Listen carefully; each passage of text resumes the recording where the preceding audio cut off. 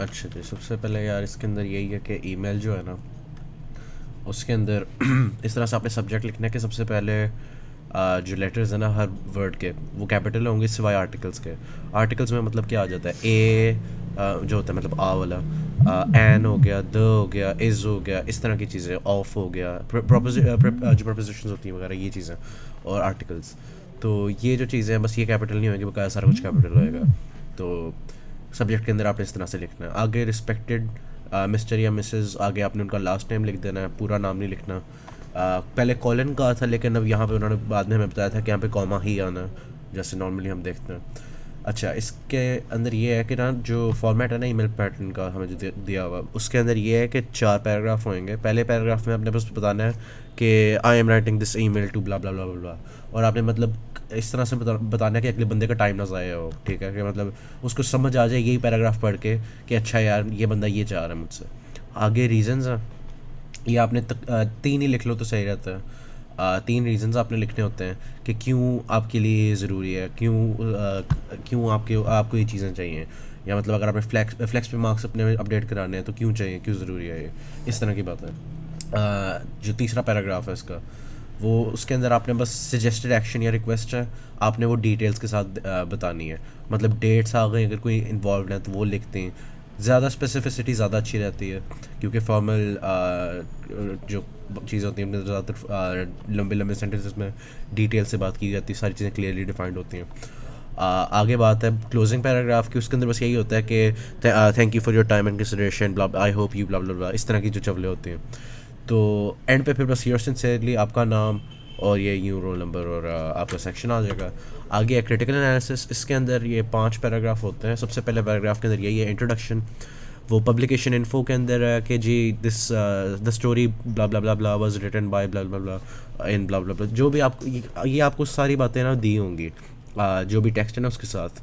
Author के बारे में कुछ मिनिमल सी इन्फॉर्मेशन आपको साइड पे शायद मिल जाए, टॉप पे मिल जाए, नाम मिल जाएगा शायद, या बॉटम पे मिल जाएगा नाम है उसकी, पब्लिकेशन इन्फो थोड़ी सी। अगर नहीं मिलती तो आप बस अनोनिमस लिख दो। वैसे तो ये होगा नहीं, आपको कम से कम नाम देंगे, तो आप बस ये कहते हैं कि फ़लान ये जो गिवन टेक्स्ट है वो इसका है, ये जो टाइटल की है इस टेक्स्ट का, ये इस बंदे ने लिखा हुआ है जी। आगे समरी ऑफ द टेक्स्ट है, ठीक है। इसके अंदर आपने अपने ओपिनियन की कोई बात नहीं करनी। इंट्रोडक्शन के अंदर आपने ओपिनियन की बात ही नहीं करनी अपनी, आपने बस बताना है कि आप जिस चीज़ के बारे में बात करने वाले वो है क्या, ठीक है। तो मतलब कोई मतलब स्टोरी है तो आप उसके इवेंट्स बताओगे कि यार ये स्टोरी असल में इसके बारे में ब्ला ब्ला ब्ला, और आपका बस हो गया, इंट्रोडक्शन हो गया। आगे आता है आपका सेकंड पैराग्राफ। इसके अंदर आपने बस 2-3 बातें लिखनी है, टोन, पैटर्न ऑफ ऑर्गेनाइजेशन और स्टाइल, ठीक है। तो इसके अंदर और कोई बात नहीं, बस tone, pattern of organization style जो है ना, इनके अंदर साथ आपने वो कोटेशंस के साथ अगर आप बता दो कि यार टेक्स्ट के अंदर ये हिस्सा मुझे लीड कर रहा है इस कंक्लूजन की तरफ कि टोन ये है या स्टाइल ये है। तो इस तरह से आपने ये अटैम्प्ट करना है। पहला वाला जो एनालिसिस का पैराग्राफ है, मतलब जो टोटल का दूसरा पैराग्राफ है। आगे फिर क्रिटिकल एनालिसिस का जो तीसरा पैराग्राफ होता है, उसके अंदर आपने लिख लेना पर्पस। वो तो आपको बहुत अच्छा पता है, टू परसुएड टू इन्फॉर्म वाली बातें। उसके अलावा है नेगेटिव एंड पॉजिटिव पॉइंट्स इसी पैराग्राफ के अंदर। इसके अंदर बस यही बात है काबिल गौर के ना, बेहतर ये रहता है कि मतलब 2-3 डाल दो, नेगेटिव और पॉजिटिव। मतलब 2 नेगेटिव 3 पॉजिटिव, या 2-2 कर लो, इस तरह से कर लो।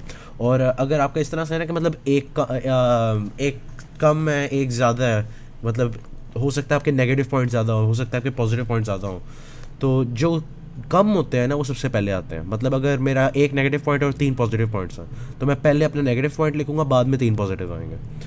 तो ये बस इसके अंदर बात है। फिर इससे अगले पैराग्राफ के अंदर टॉपिक रेलेवेंस और अचीवमेंट ऑफ पर्पस आ जाता है कि क्या ये टॉपिक जो है क्या मॉडर्न जो डे है उसके अंदर रेलेवेंट है, ये जो चीज़ जिसके बारे में लिखी गई है ये क्या मतलब कोई सिग्निफिकेंस होल्ड करता है रियल लाइफ के अंदर, इस तरह की बात है। तो अचीवमेंट ऑफ पर्पस भी काफ़ी क्लियर सी है कि क्या जो पर्पस था, टू परसुएड था, टू इन्फॉर्म था या एंटरटेन था, क्या उसने वो अपना पर्पस अचीव किया या नहीं किया। अच्छा हाँ, यहाँ पे अपील की बात आती है, वो जो होता है ना लोगोस, पैथोस, ईथोस। लोगोस का ये मतलब होता है रीजनिंग, मेरा ख्याल है। पैथोस का मतलब मेरा ख्याल इमोशंस होता है, ईथोस का मतलब होता है कैरेक्टर। मैं तुक्का मारूँ, मुझे देखे हुए अरसा हो गया, लेकिन आपको इन टर्म्स के मतलब इतने डिटेल में नहीं पता होनी चाहिए, ज़रूरी नहीं है इतना भी। आपने बस ये डिस्कस करना है कि क्या जो था वो अपीलिंग था, तो वही वाली बात आ गई कि मतलब क्या वो इमोशनली इवोकेटिव था या फिर क्या वो उसने बड़ी लॉजिकल बात कर दी, तो ये आप अपील में ये बातें लिख सकते हो। अ, और ये अपील जो है ना, ये मैंने ब्रैकेट्स में इसलिए लिखी हुई क्योंकि हमारी जो मैम है ना लैब की, उन्होंने अपनी जो भेजी है ना स्लाइड्स, उसके अंदर नहीं अपील का लिखा हुआ था फॉर्मेट के अंदर, लेकिन जो कोर्स की मैम है उन्होंने मार्क्स काटे हैं अपील ना होने के। तो अब आप देख लो आपको जो सही लगता है, आप इंक्लूड करनी है कर लो, नहीं करनी ना करो। आगे फिर आखिर में बस कंक्लूजन का पैराग्राफ है, उसके अंदर शुरू में आपने बस एक सेंटेंस में अपना ओपिनियन बताना है कि ये मुझे अच्छी लगी, ये मुझे बुरी लगी। फिर आपने बतानी है अपने अपने अब एनालिसिस को समराइज़ कर देना है, जो जनरल आइडिया कि आप यार कि इसके अंदर क्या क्या मेजर बातें आपके ऑब्जर्वेशंस क्या थे बस। आगे जो एक तस्वीर फिर रही थी, मैंने कहा ये डाल दूँ अगर किसी को फ़ायदा हो जाए। यही है कि जो केस स्टडी आनी है ना लिस्टिंग बैरियर्स की, इसके अंदर आपने आइडेंटिफाई करने कि किस वजह से इफ़ेक्टिव कम्युनिकेशन नहीं हो रहा। तो उसके अंदर आपने बस ये बताना है कि मतलब ये पॉइंट्स में आपने आइडेंटिफाई करने होंगे कि हो सकता है आपको क्लूज़ मिले हों इसके कि यार वो बंदा बहुत तेज़ बोल रहा है, हो सकता है उन्होंने टेक्स्ट में बताया हो, तो आप ये कह सकते हो कि यार ये एक लिस्टिंग बैरियर है कि अगले बंदे को शायद समझ ही ना आए आपकी स्पीड पे, या फिर बहुत स्लो बोल रहे हो तो हो सकता है कि अगले बंदे का इंटरेस्ट लूज़ हो जाए।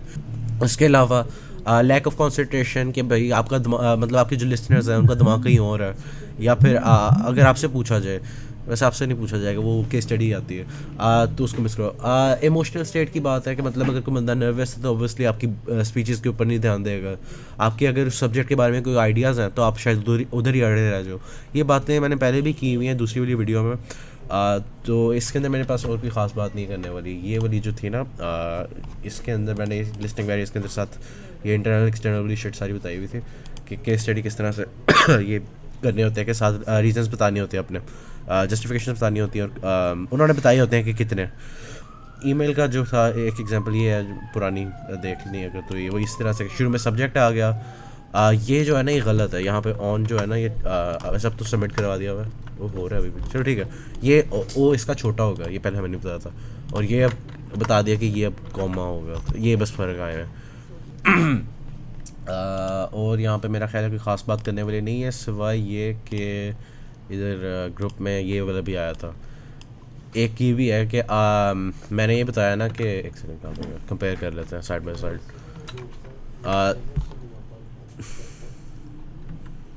एक सेकंड, हाँ अच्छा, अब आप ये देख सकते हो कि इसके पहले वाला जो पैराग्राफ है एनालिसिस का, उसके अंदर खाली टोन और पैटर्न ऑफ ऑर्गेनाइजेशन है। जो मैंने लिखा है ना, जो मैंने लिखा है उसके अंदर स्टाइल भी है। इसी तरह से अगर आप सेकंड पैराग्राफ देखो इनके एनालिसिस का, तो इन्होंने स्टाइल यहाँ पे डाला हुआ है और पर्पस डाला हुआ है। मैंने यहाँ पे पर्पस और नेगेटिव एंड पॉजिटिव पॉइंट्स डाले हुए हैं, तो ये थोड़ा सा फ़र्क है, आपको जो सही लगे वो कर लो। मुझे जो सही लगा ज़्यादा मैंने वही कर दी, लेकिन ये भी एक मुझे भेजा गया था तो मैंने कहा ये भी इंक्लूड कर दूँ कि ये भी है, इस तरह से भी कर लो, शायद हो सकता है वो सही ज़्यादा हो। कोई ख़ास हमें इसके बारे में इन्फॉर्म नहीं किया गया, लेकिन कोई इतना मसला भी नहीं है। और आगे जो बात है conversion of pattern of organization वगैरह वाली, तो उसकी बात मैंने पहले वाली वीडियो में कर दी हुई है, टाइम स्टैम्प है सारी, तो वो वाली खुद ही खोल के देख लो।